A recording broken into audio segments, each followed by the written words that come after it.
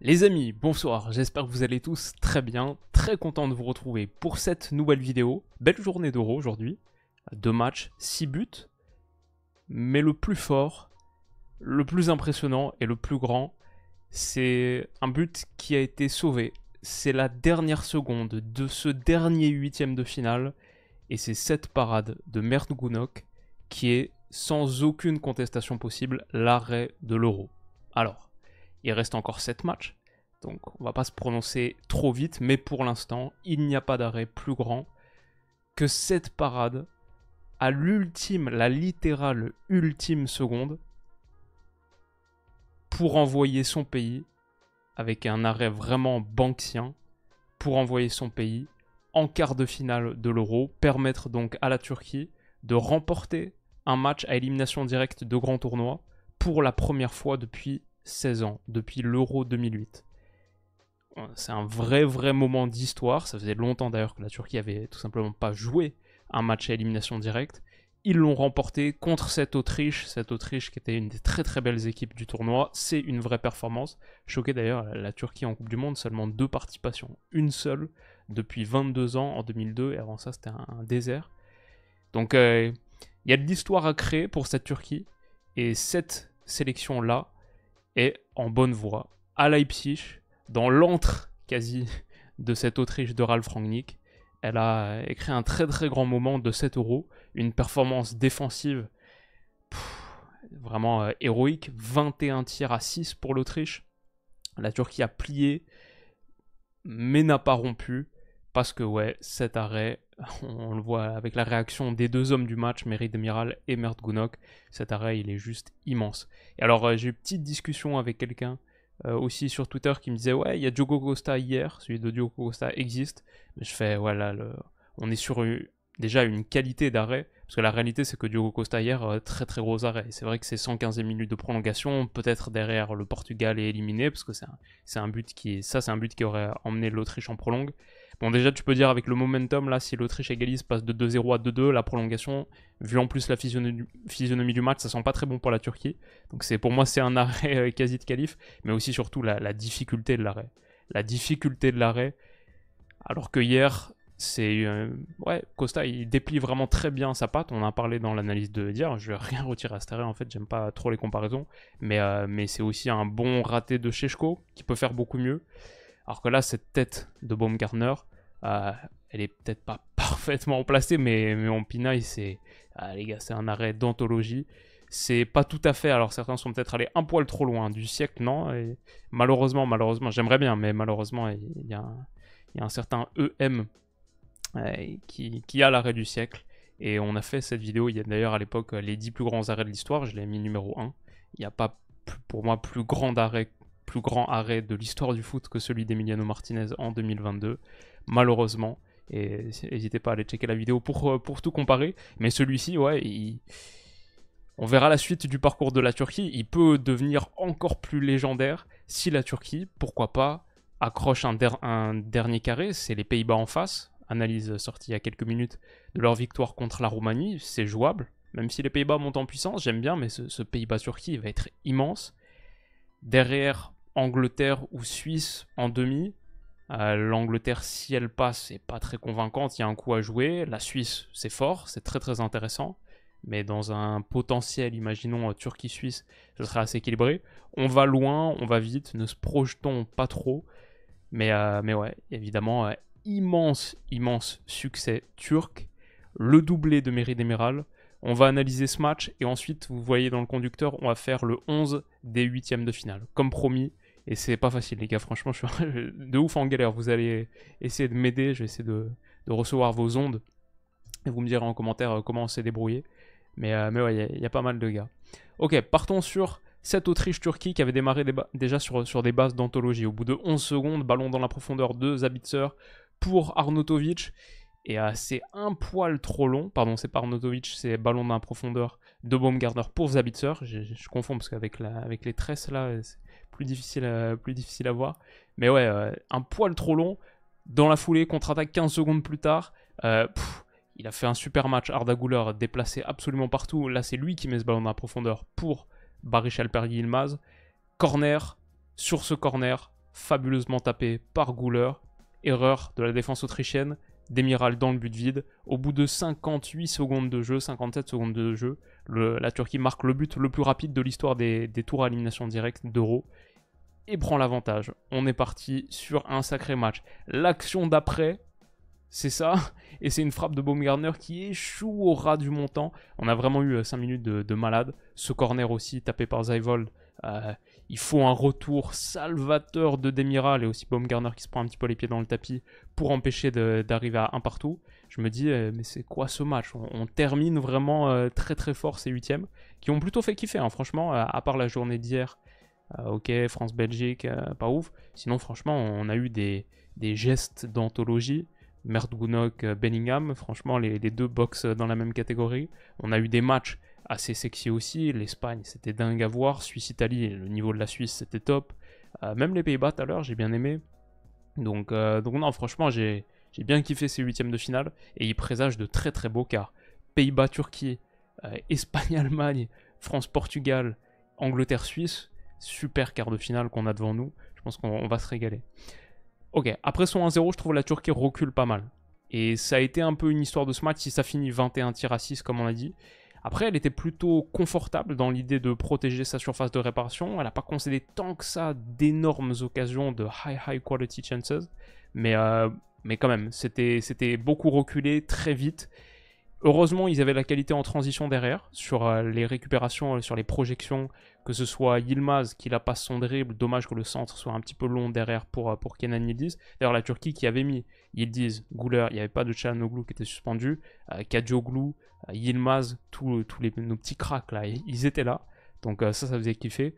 Et Arda Güler, il a fait un top match et est sorti à l'heure de jeu. On a vu aussi 65e, 70e minute. On a vu aussi sa sortie, elle a impacté la propension de la Turquie à réussir à tenir le ballon.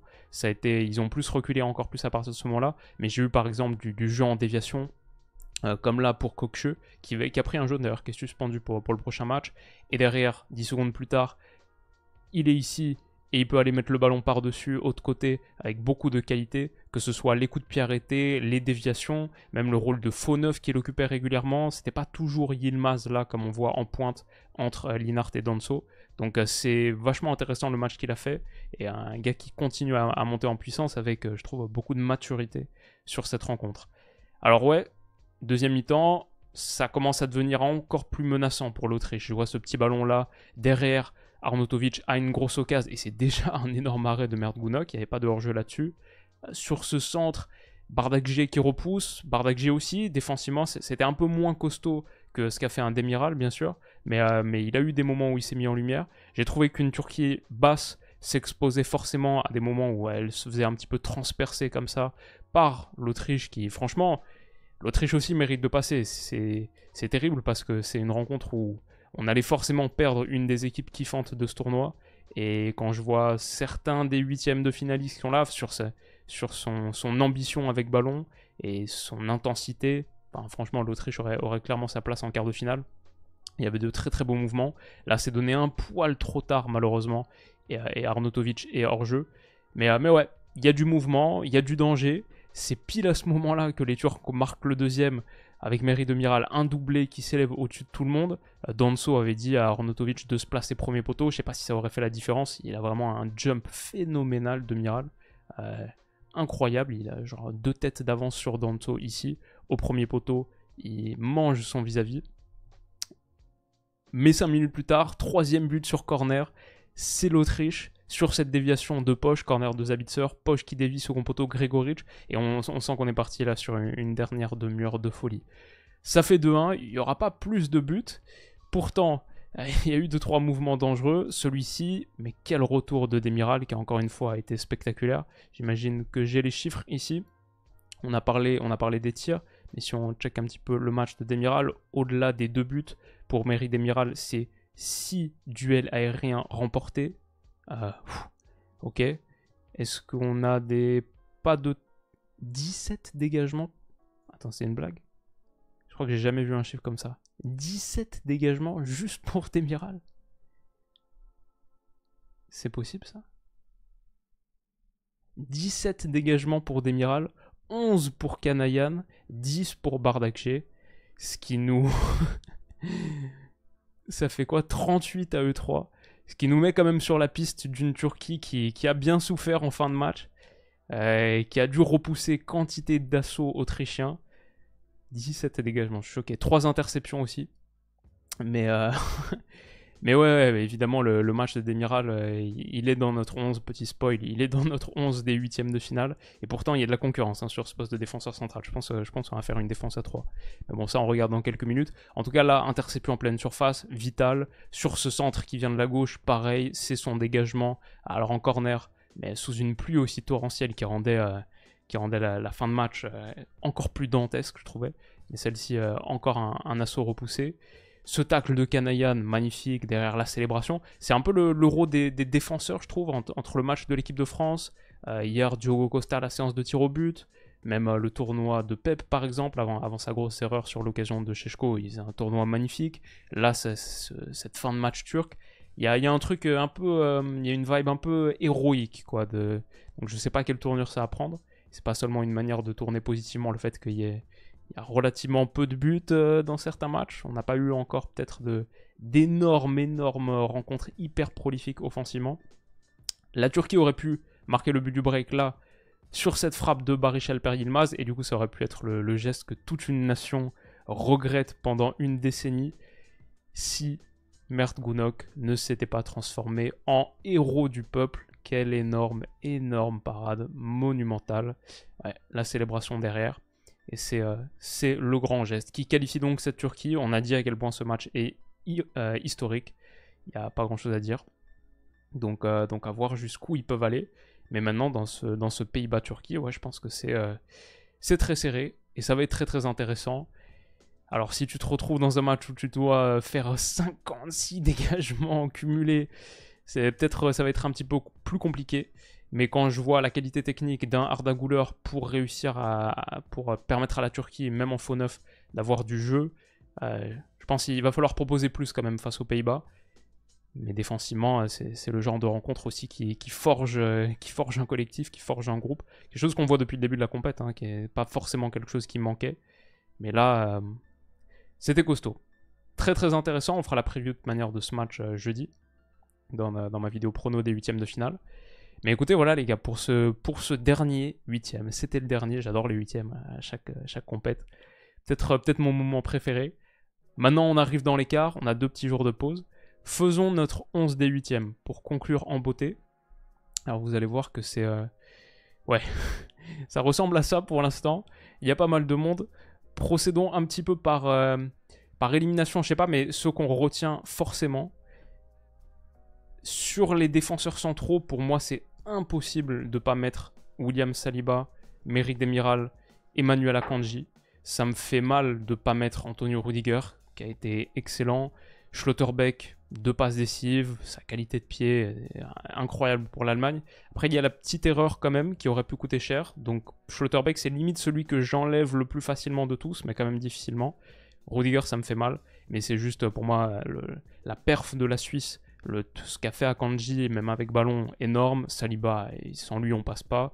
Merrick Demiral, son travail sur Romelu Lukaku, il a muselé. Enfin, pour moi, l'homme du match, à égalité avec Koundé, peut-être hier. Merrick Demiral, un doublé.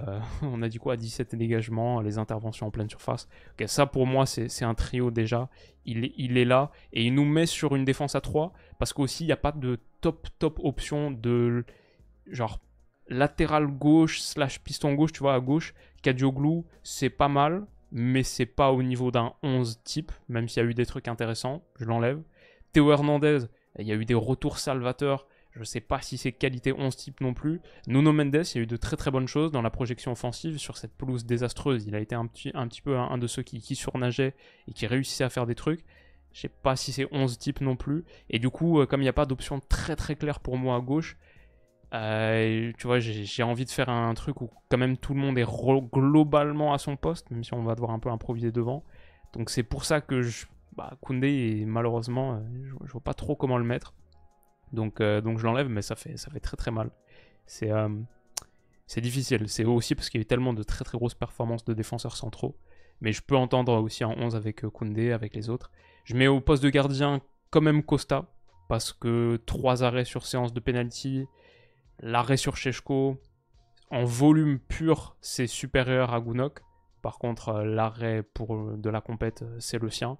Mais voilà, je ne vais pas me laisser trop influencer non plus par le match qui vient de se terminer. Je pense, dans l'ensemble, les 120 minutes de Diogo Costa, elles sont légèrement supérieures à celles de Gunok, même s'il y a aussi cet arrêt sur Arnautovic tout à l'heure. C'est difficile. Là, pour le coup, on ne peut pas faire d'improvisation tactique, on ne peut pas jouer à 2 gardiens. Donc, ce sera Costa. Désolé, merde. Et ok. Et du coup, on se retrouve sur... Moi, mon problème, c'est un peu les offensifs, parce qu'on n'a pas vraiment de top pointe. Genre, Doniel Malen, ok, il met le doublé, le premier doublé de l'Euro, donc avant celui de Mairie Demiral, on en a eu coup sur coup, théorie du ketchup. Mais le truc, c'est que, pour moi, sur son entrée, il a un énorme gâchis, la transition qui joue pas bien. Son premier but, c'est un tap-in, c'est Gakpo qui fait tout le travail, Rakpo qui fait tout le travail. Et le troisième, c'est superbe action, mais c'est un quasi 1 contre 1 dans le grand espace parce que le match il est plié à 2-0 et c'est un but de temps additionnel, un peu dans le garbage time comme on dit en NBA. Pour moi, c'est dur de retirer des offensifs là qui ont fait des performances stellaires pour mettre un Malen de sortie de banc qui fait clairement le job et super rentré, rien à dire. Mais voilà, de ce que j'ai dit, pour moi ça l'enlève un petit peu du 11. Donc quand j'enlève Malen, il reste pas vraiment de pointe. Vargas, il a fait son top match dans ce rôle plus à gauche. Rakpo, c'est à gauche. Donc je crois que je vais devoir me résoudre à les mettre plus dans une position axiale. Nico Williams et Yamal, pour moi, je ne peux pas les enlever. Le niveau qu'ils ont montré, en fait, l'Espagne, ça a été un niveau tellement élevé que Rodri, pour moi, y est forcément. En plus, même c'est celui qui imprime le calme quand l'Espagne encaisse le premier but contre la Géorgie. Son but de l'égalisation, l'enchaînement est magique, le contrôle orienté, la frappe. Puis c'est Rodri, il a été tellement impactant. Fabien Ruiz, tu peux pas l'enlever, il a été immense. Fabien Ruiz, Nico Williams, Rodri, Yamal, je peux pas les enlever. C'est impossible pour moi de faire un 11 de ces huitièmes de finale sans E4. J'enlève Olmo, même si sur son entrée, il marque un but et il aurait pu finir avec un triplé de passes décisives si Yamal était plus finisseur. Mais voilà, il y a un peu ce truc de garbage time aussi comme Malen. Et Pedri, franchement, pour moi, aurait sa place, mais juste, il y a un petit peu trop de concurrence, notamment celle de Tijani Reinders, qui a fait un top match. Et après, il y a Xhaka et Freuler pour la Suisse, qui était excellent aussi.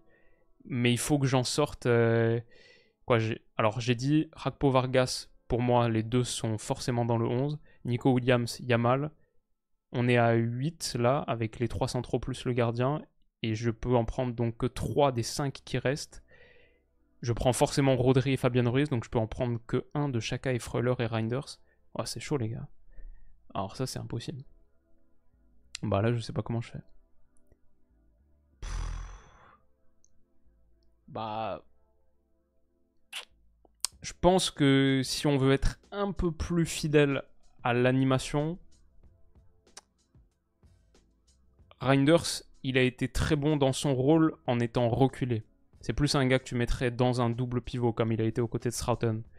Donc, un Freuler qui a fait un top match aussi, qui marque un but dans une position un poil plus avancée. Après, je sais pas, c'est franchement, on pinaille. Tout le monde pourrait y être. Les gars, c'est un 11 sur 8 matchs. Il y a littéralement eu, si on dit avec les remplaçants, quasiment 30 joueurs par match. 240 joueurs sur cette rencontre. Donc, sur ces rencontres. Donc, très difficile. À la fin, je vais partir là-dessus, mais ça me fait mal de sortir Reinders. Donc, je sais pas. Allez, je vais dire ça. Diogo Costa, Saliba, Akanji, Demiral, Rodri, Nico Williams, Yamal, Freuler, Fabien Ruiz, Rakpo, Vargas. Ouais, disons ça. Qu'est-ce que vous en pensez, les potes? Franchement, je suis sûr, il y a plein de gars qu'on aurait pu citer aussi, au moins citer. Dans le 11, forcément à la place de quelqu'un d'autre. Tu vois, genre Kai Havertz par exemple, ouais, il a fait un bon match, mais il y a eu aussi des ratés. Je sais pas si forcément ça doit prendre la place de 9 titulaires. J'ai pas parlé de Moussiala, en vrai, j'aurais pu parler de Moussiala, mais je le mets pas à la place de Yamal par exemple. Je pense que Yamal a fait un meilleur match. Et Vargas a été énorme pour la Suisse, c'est littéralement le plus grand match de sa carrière. pour une Suisse qui a été énorme. Enfin, j'aurais trop de mal à pas mettre beaucoup de Suisses dans ce 11. Ah, Musiala, peut-être ça peut s'entendre à la place de un ou un autre, mais difficile. Allez, je vais rester là-dessus. Cette vidéo est déjà assez longue. J'espère qu'elle vous a plu, les gars. Et on reproduira l'expérience, bien sûr, pour les quarts de finale. On se retrouve dès demain pour la preview de France-Portugal. Après-demain pour mes pronos des quarts. On s'arrête jamais. Et on va continuer à vivre un très bel Euro. J'espère que ça continue de vous plaire. J'espère que vous passez de bons moments devant ces matchs. Il en reste plus que 7. Donc on va savourer au maximum. Et ils seront tous ici sur la chaîne. Prenez soin de vous les potes, dormez bien. Et à demain. Bisous.